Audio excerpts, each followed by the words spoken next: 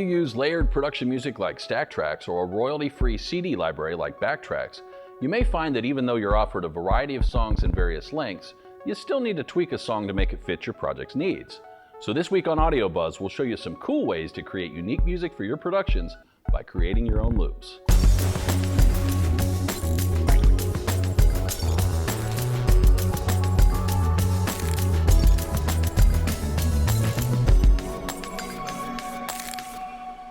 Before we get into the actual creation of a loop, it might be helpful to define and explain what it is that makes up an audio loop. A loop is really any piece of audio that can play from beginning to end and back to the beginning without any skips or jumps. This small piece of recorded audio can be laid out on a timeline back to back, and the sections will play from one section to the next, or loop, seamlessly.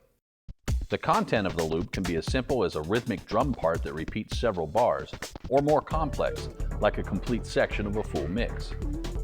These loops are sometimes used in video games or on the web, where data storage space is at a premium. Audio loops are also popular for use as background music on DVD menus that loop. Back in the analog days, the audio signal was recorded to magnetic tape, and this tape was then cut at the beginning of the sound and then again at the end, or the natural loop point. The end of the tape was then spliced to the beginning, creating an actual physical loop. This tape loop was then loaded and played back on a reel-to-reel machine as a continuous repeating section. Now this process isn't quite so complicated in the digital realm of audio editing.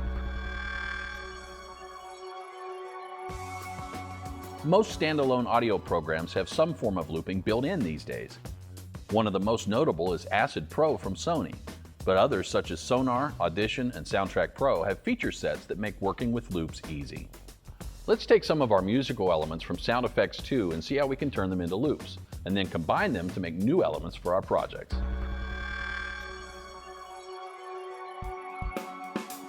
Let's start with a drum groove element, 20-728. Pull it into our editor and define the loop points. Looks like we can get a good start point at 4.375. And mark the wave right where the waveform crosses 0. Then we'll mark the out point at 6.565.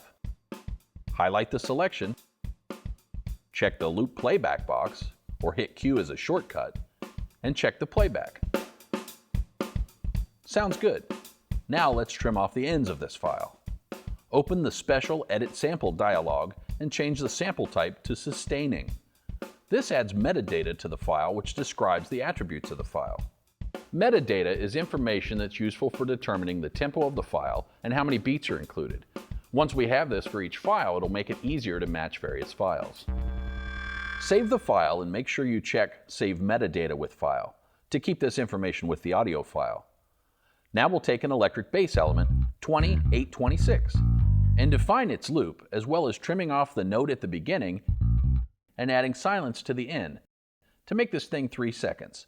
Define the loop, and now we have our new bass element. Now we'll put these together in our audio application, Acid Pro.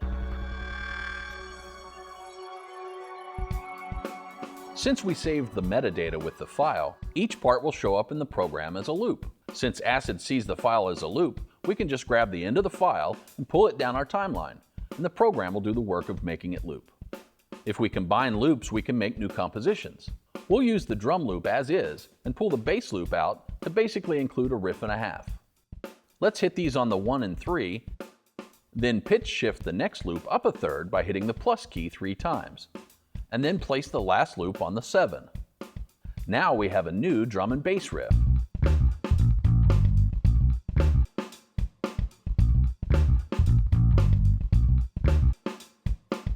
We can actually go in and time stretch this thing a little each way. Go to Edit, Fit to Time, and enter 17 seconds. There you go, a custom 17-second drum and bass riff. We can also use the concept of looping to make simple edits to any music in our production arsenal. Let's open up the 60-second version of Retro Surf Monster of Love from Backtracks 1 and see what parts we have available. There's a nice loopable section from around a half second into the music to around 3.5 seconds. When we zoom into these to find our edit points, we mark them at 0.454 and 3.387 to be exact. This becomes our loop.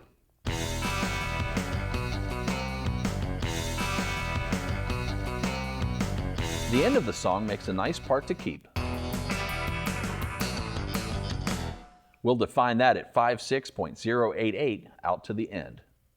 We'll save our end section separately from our loop and name it appropriately. Trim up the loop and define the ACID properties and save it with the metadata. Now we'll pull these into ACID and see what we can make. We can drag the main loop out as long as we want and then snap that end in place to end it. We can come up with a whole variety of different lengths now very easily.